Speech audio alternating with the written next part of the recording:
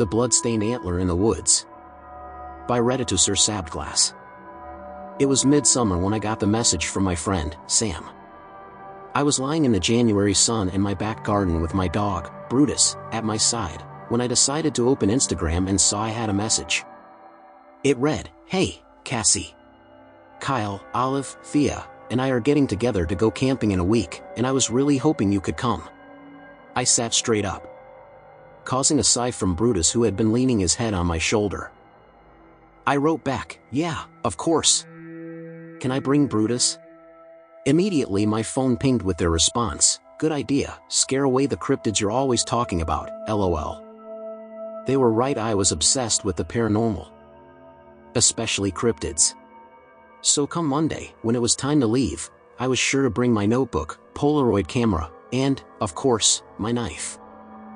Although realistically, the last one was mostly for self-defense against any weirdos we meet out there. My family always says I'm paranoid, but it's better safe than sorry, you know? We decided to take my off-roader so we could head deeper into the woods without having to carry our stuff, so after chucking my pack in the boot, I drove towards my closest friend, Kyle's house. When I stopped outside his house, he was already waiting in the driveway. He jumped into the middle set of seats, wanting to sit next to Brutus. The huge black dog was stretched out across the seat, sluggish from the heat, but he offered Kyle a tail wag of acknowledgement as my friend began to pet him. "Hey, dude," I said, greeting my best friend. "Hey," he responded. There was a pause before he leaned forward. "So, Olive's coming on the trip, huh?" "Shut up," I said with exasperation. "It's not like I have a chance with her, anyways." He leaned back, smiling. "Just be yourself. It'll be fine. You should really just ask her." I hit the play button on my phone's Spotify playlist and turned it up way too loud to drown him out. We proceeded to pick up Olive from her house, a quaint cottage nearby, and then Sam and Thea from their apartment in the city. By the time we reached the highway, it was nearing 5 p.m. I had turned down the music and we were sitting and talking to pass the time. After an hour or so, I turned off onto a smaller road and started heading for the bush. "Hey Cassie, how long until we get there?" asked Kyle, who was still patting Brutus. I shrugged, not taking my eyes off the road. "Sounds like a question for the navigator," was my response. He turned to Olive, who was in the seat next to me with her phone linked up to the GPS. "Should be about half an hour until we reach the bush, then another hour or so down the track to the campsite." He slumped back with a resigned sigh, his arms crossed over his stomach. "Can we stop for a break soon?" We stopped just before we got onto the highway. "You'll live." He returned to patting Brutus. After a moment, Sam spoke up. "Cassie, why don't you tell what you think we'll see tonight?" The others perked up, watching me. "Well, wakas are pretty common in this area. The occasional deer, possibly.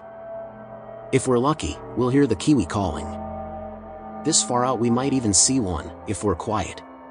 "That would be excellent, but I more meant the creepy stuff." "And oh, your area." It was my turn to perk up. Although I'm far from an expert on cryptids or the paranormal, I know my fair share of information. Certainly more than any of the others. It's highly unlikely we'll see anything unnatural, you know. I've never seen anything at this campsite, and even if there were, it's 1,000,000 to 1 we'd run into it. We're more likely to run into a druggie or pervert. Speaking of which, do we all have our phones? And we remember the buddy system? "Okay, Mom," replied Kyle, rolling his eyes. "I just want to keep everyone safe." I responded evenly, suppressing a smile. There was another pause until Thea leaned forward to continue the questions.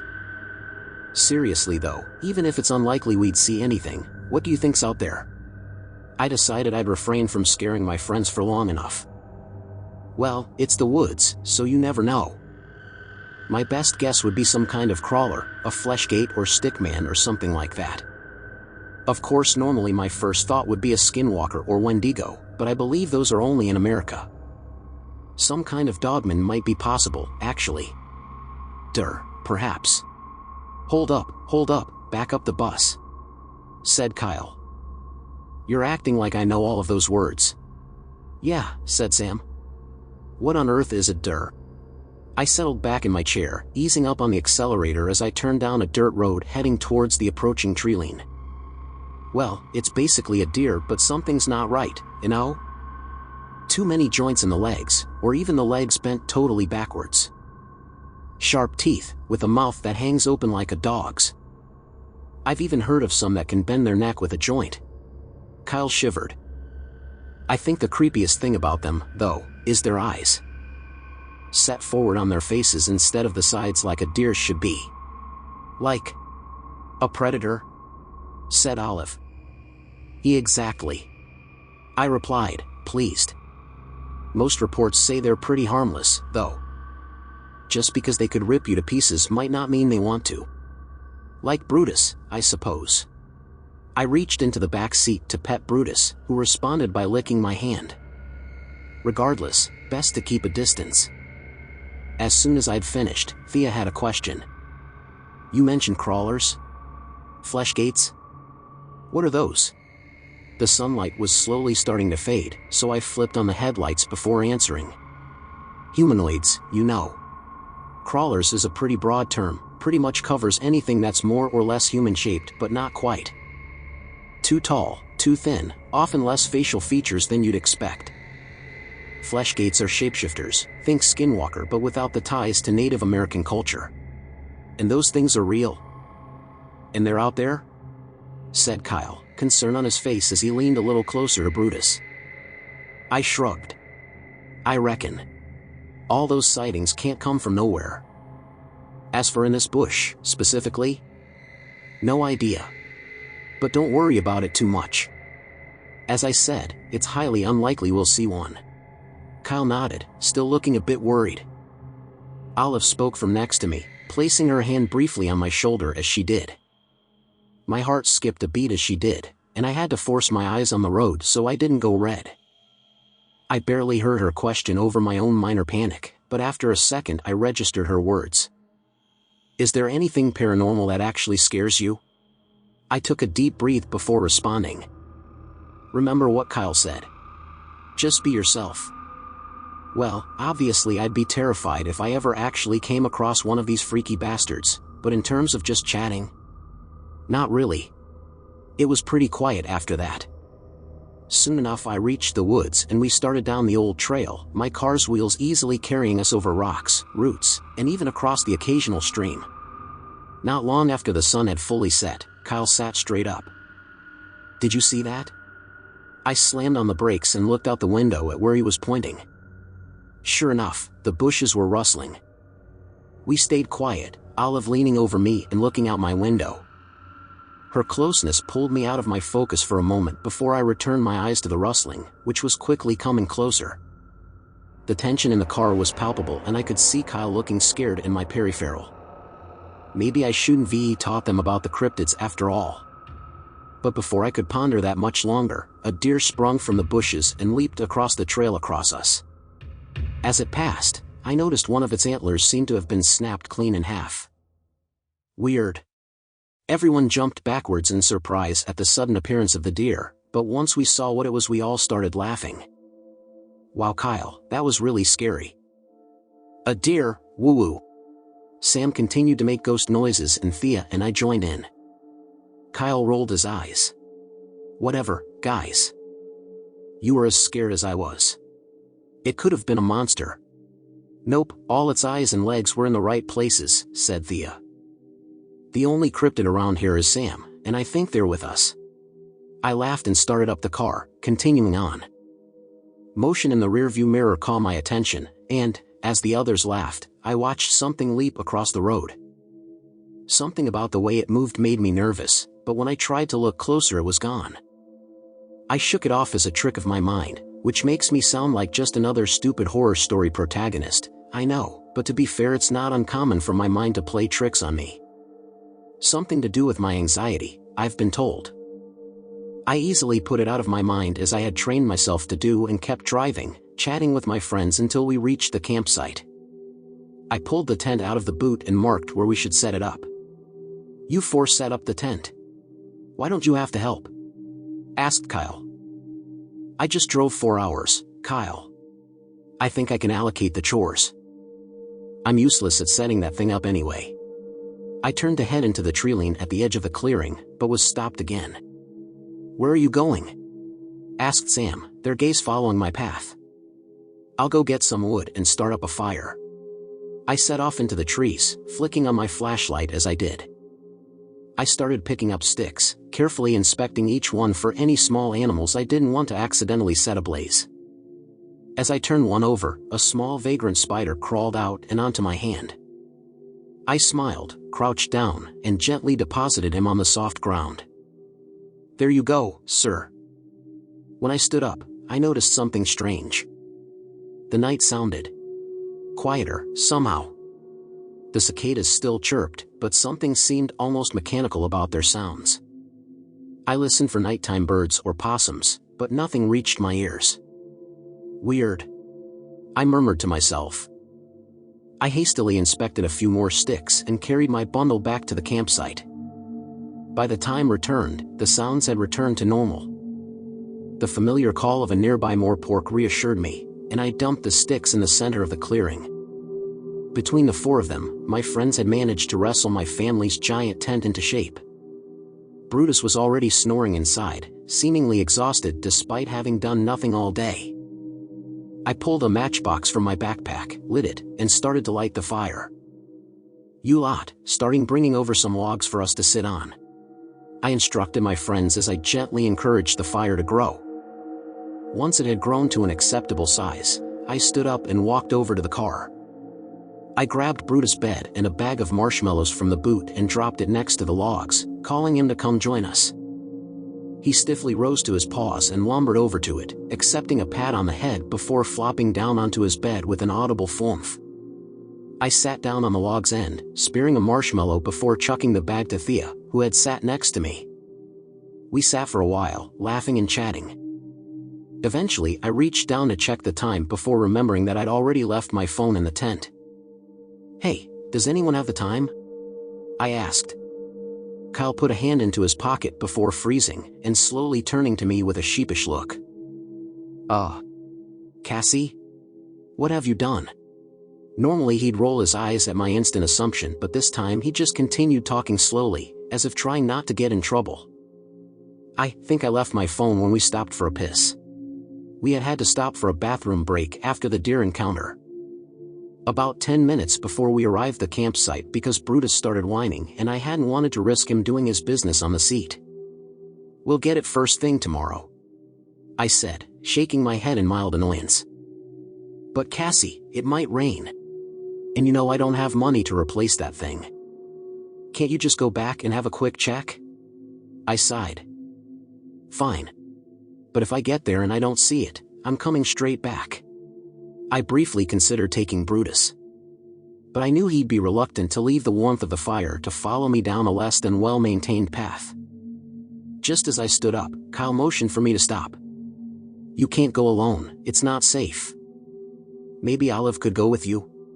Bastard, I thought to myself. Even deep in the forest and in the middle of the night, he still has to try and set me up. If anyone should come, it's you. You're the one who dropped the bloody thing.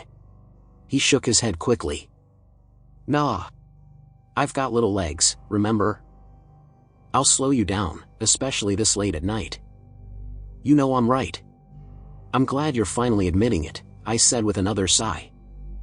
Olive, do you mind? She smiled and stood up. Course not. Maybe we'll even see a kiwi, like you said. Maybe. I replied with a grin. Then you'll wish you'd come, I said to Kyle as we walked out of the clearing.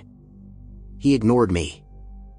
As we walked down the track, I kept my guard up, constantly scanning the trees on each side for sign of any unsavory people hiding in the night.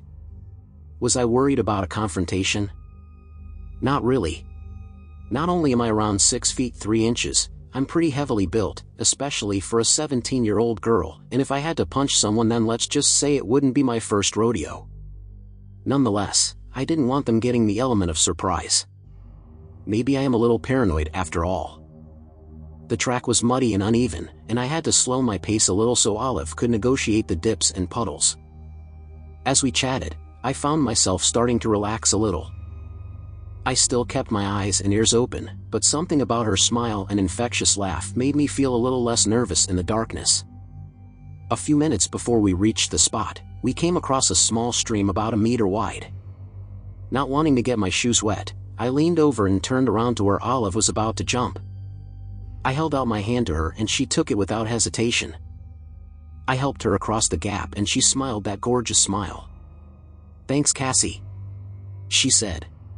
My heart leaped as she did and I smiled back. "No problem, ma'am," I responded jokingly, adding a little bow. She laughed and continued down the track, knowing I'd catch up in a second. Once we arrived, I started to look around for Kyle's lost phone. I cast my flashlight beam around, hoping to catch a reflection of either the phone screen or the obnoxious pink case he kept it in. Olive was looking around the other side of the road, her own beam bouncing around in my peripheral. When it stopped sharply, I turned around. "Found it?" I asked, following the beam of her torch into the trees. She slowly shook her head. "No, I thought I saw something in the trees." I raised my flashlight, scanning the forest. No sign of movement. "Let's go back," I said, starting to head track up the path. "I don't think the phone's here anyways." She didn't argue, just nodded and followed my lead. Sensing her uneasiness, I gave her a reassuring smile and flipped my torch in the air, catching it and holding it like a weapon. "Don't worry, I'll protect you from anyone out here," she giggled. "Or anything?" I nodded with a chuckle, but as soon as I felt a cold chill. She had brought my mind back to cryptids, and I noticed for the first time that the forest was silent. The moor pork hadn't made a noise since we left the campsite. I couldn't hear rustling of small animals in the brush, and the only thing my ears could pick up on was the same, mechanical cicada chirps from before. The more I listened, the more unnatural they sounded, as if someone was playing a recording on loop. I picked up my pace a little, ushering Olive forward. She looked at me in confusion, as if to ask why. "Bit cold," I said, as quietly as I could without alarming her. We rounded a corner before Olive suddenly stopped us in our tracks. She inhaled a sharp breath of air, as if she'd seen something shocking. A sense of dread washed over me as I followed her gaze to the bloodied body that blocked the path. "Is that a deer?" she asked, eyes wide with disgust and fear. I grimaced, looking it over. "I think it used to be," I replied grimly. It was torn and mangled almost beyond recognition, legs broken and spine jutting from its back. I felt sick to my stomach, unable to tear my gaze from its lifeless eyes. The broken antler on its head confirmed what I had feared. This was the same deer as before. I had seen something chasing it in the mirror. Whatever this thing was, it had been stalking us since we entered the woods, waiting for someone to leave the safety and light of the campsite. I cursed under my breath as I realized we might be in serious trouble. Just as I thought I couldn't get any more scared, I heard a voice from behind me. "There you go, sir." The voice, coming from a few meters behind us, was my own. Distorted and strained but unrecognizably mine. I felt the color drain from my face as it repeated what I had said to the little spider only hours before. I felt Olive start to turn beside me, but I grabbed her arm to stop her. "Don't look at it. Do not respond to it. Don't even acknowledge it. Look down if you can. Just follow my lead, okay?" I whispered, waiting for her nod of agreement before taking a slow step forward. As I slowly stepped over the deer corpse, my shoes instantly became splashed with its crimson blood. Olive grabbed my hand and I squeezed it reassuringly, careful not to look at the path behind us as I did. She stepped over the deer, her breathing shaky, and we slowly continued up the path. Every step we took, we heard a crunching of leaves behind us. My heart raced and my mind reeled with pure terror as I forced myself not to sprint into the trees. I knew full well that whatever that thing was, we couldn't outrun it. After a couple of minutes, it spoke again. "Thank you, Cassie." I winced as it said my name, the voice I loved now striking terror into my heart. I heard Olive whimper a little as she heard her own voice coming from this thing. I squeezed her hand again, making sure she knew I was right there. We walked in tense silence, other than the occasional words of the creature. When we were only a couple of minutes from camp, disaster struck. I tripped over a root, landing hard on the ground and wincing as I felt a rock slice my skin. The sudden movement seemed to excite the creature, as I suddenly heard it pick up its pace considerably. I leaped back to my feet and once again grabbed Olive's arm before sprinting down the path. "Run!" I yelled, but she was already caught up to me. My breath was quick and heavy with fear, my legs screaming in pain as I forced it to bear my weight. "Run! Run! Run! Run!" It repeated my yells, over and over, as if taunting us. It probably was. I felt panic rise as I heard the calls coming ever closer. Even if we're nearly at the campsite, we'll never beat it. I veered off of the path, pulling Olive with me. We ducked down behind a bush a few feet from the path, trying to quieten out heavy breathing. I heard it skid to a stop a few feet ahead and turn around, sniffing to try and catch our scent. I silently prayed to any and all gods I could think of that it didn't find us. To my horror, the disgusting sniffing grew closer until it finally stopped, inches from our hiding spot. "Found it?" The intonation was just the same as when I'd asked Olive if she'd found the phone, but I knew that the connotations had changed. It was telling us it had found us. For a few moments, there was a complete silence in the forest. Aside from my heart hammering in my chest and Olive's muffled sobs as she buried her face into my shoulder, there was nothing. No indication it had moved closer, or further away. It didn't even bother to fill the silence with the fake cicada sounds it had tried to trick us with earlier. Suddenly, it leaped over the bush where we hid and stood before us. As much as I didn't want to, finally saw it in all its repulsive glory. Its arms and legs were ridiculously long and thin, its legs bent backwards at the knees like some kind of insect. Even on all fours, it was a solid 5 feet tall. I saw its ribs slide under its skin as it breathed, its bulbous veins bulging with every beat of its unnatural heart. It tilted its head to the side, bones cracking under the skin as its neck bent like the joint of a finger. The severed antler of the deer hung from its jaws, caught between two of its needle-like teeth. Teeth seemed to sprout at random from its gums, creating a jagged minefield of spikes and stumps. What I initially thought were just ingrown teeth or chunks of flesh quickly made me sick to my stomach as I realized they were, in fact, human teeth amongst the fangs. Its tongue hung from a fleshy slit, slick with blood and unnaturally long. I avoided eye contact for as long as I could, but eventually it grabbed my gaze like a fisherman hooking in his catch. Its eyes were completely human, so out of place on its pale, expressionless face, that they were scarier than any of the blackened holes or red slits you hear about could ever be. In that moment, I knew I was going to die. I wrapped my arms around Olive for a moment before moving to stand. She tried to pull me back, but I was stronger, forcing my shaking legs to hold me upright as a tear rolled down my cheek. I pulled my knife from my belt and held it just out of view at my side. "Run," I said quietly to Olive. She hesitated, not wanting to leave me, but after a moment she did as instructed. The creature jolted to the side as if it was going to go after her, but I held its gaze and it slowly returned to how I was standing before. It crept towards me, sniffing at me through the holes in its face I assumed was its nostrils. The deer antler dislodged from its teeth and landed on the ground with a sickening thud. The unholy amalgamation of human and animal continued to sneak towards me, and the moment it was within reach I plunged my knife into its pale, moldy skin. It shrieked in pain, its horrific screech making my ears ring.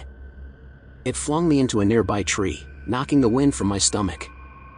It scuttled towards me, mouth parted in an enraged scream, and I closed my eyes in preparation for the worst. Just as I felt its hot breath on my face, I heard loud barking from a few feet behind the creature. It spun around, and as it did, it moved enough to let me see what was happening.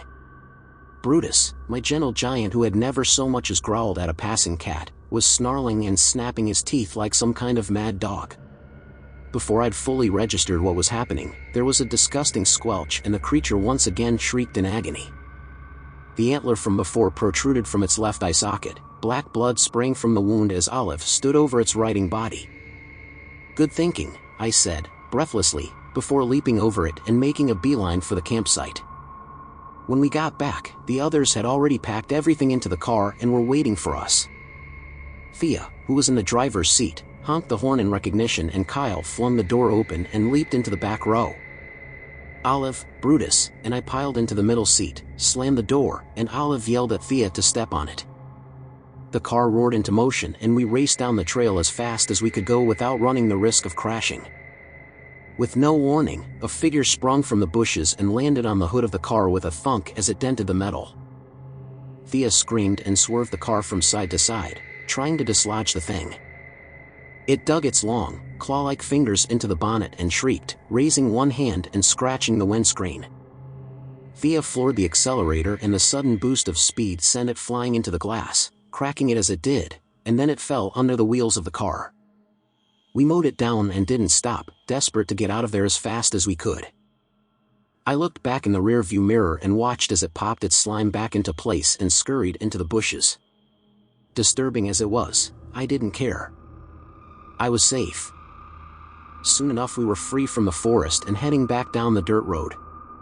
As soon as we returned to the highway, Thea changed her route and within an hour we had arrived at the nearest hospital. Olive and the others waited with me as the doctors disinfected the wound and stitched me up. Despite us being shaken to our very cores, we chatted and even cracked a few jokes about the thing because hey, what else can you do? My parents arrived a couple of hours later, armed with snacks and blankets for my friends and I. If it weren't for the traumatic event only a few hours before and the fact I was lying in a hospital bed suffering from blood loss, it probably would have been nice. That was a few weeks ago now. In case you're wondering, yeah, me and Olive got together. I wish it hadn't taken a horrific cryptid to get us there, but hey, that's life. The car was a bitch to get fixed, but other than that, I'm doing okay. Judging by the group therapy sessions, I think we all are. One thing's for sure, though, I'm never going in those fucking woods again.